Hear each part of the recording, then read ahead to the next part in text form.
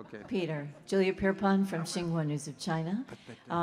This has been an extraordinary ride for you, and apparently you didn't originally want to do the role? Where'd you hear that? Everybody says that. That's nonsense.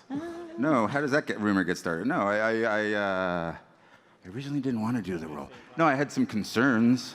Maybe it's filtered down into some sort of rumor that I didn't want to do it. But when I met Dave and Dan for the first time with Carolyn Strauss, another producer on the show, it was so many years ago in Los Angeles here, they told me about it briefly, and then before I met them, and I came in with some concerns about this genre.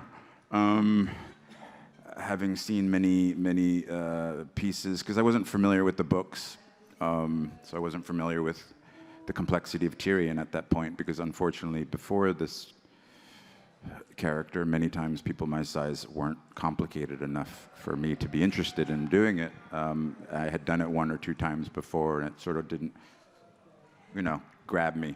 But they relieved my concerns very quickly. In the back row to the left. Peter, congratulations. It's kind of a far-traveled journey you've had from the station agent. You know, the last time I spoke with you, you were just doing indie films, and you were perfectly happy doing indie films. And now you're in one of the most successful television programs of all time. Bittersweet to find out it was coming to an end? Of course.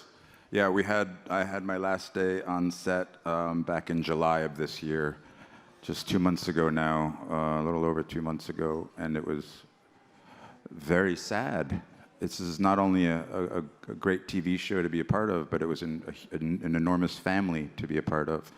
And I'm sure you've heard that before from actors, but in this case, I was far from home. I live in New York, and we shot the show over in Europe. So many times I had to stay there, and I wasn't able to go home on the weekends. And so I really developed deep roots in the community of Ireland and in some of the other countries we shot in. So it was definitely hard to say goodbye, because I wasn't saying goodbye just to the show. I was saying goodbye to a life over there. And how do you top this? How do I top Game of Thrones? Or winning an Emmy? Or everything?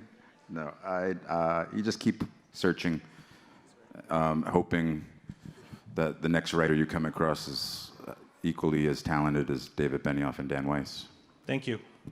Mr. Dinklage, congratulations to you. It doesn't matter. Hey. I'm nothing to look at anyway. Hey, watch that. The show had become so popular so fast. It's a major motion picture every week. Yeah. Even with its popularity, I know that didn't surprise a lot of people as it began to grow, but has anything in that process surprised you? About what? About the popularity? About the growth of it, about where it went? Yeah, it's always very surprising. Oftentimes the things I love being a part of, the movies I make that I'm very proud of, nobody ends up seeing because they're indie movies, and we struggle to find audiences for them. But this had that same feeling, but on a grander scale, and I absolutely adored this character and the stories we were telling. So it's just so beautiful when other people feel the same thing you do. Last question here on the right. Hi there, Peter. Angela Bishop from Network 10 Australia. G'day. Hello. Good day. You came down under a few years ago to make one of your films, I Love You Too, with Pete Hellier, and Yeah. I thought it was magical. Now that Game of Thrones is done, would you consider coming back and making another one? On my way. On your way. I love that man. You love Peter that Hellier. man? Yeah, I do. So we could get you back down under in a flash. Anytime. Okay, Yes. you're on a promise. Yes, I will commit to that promise. Thank you, Peter. Congratulations. Guys, thank you.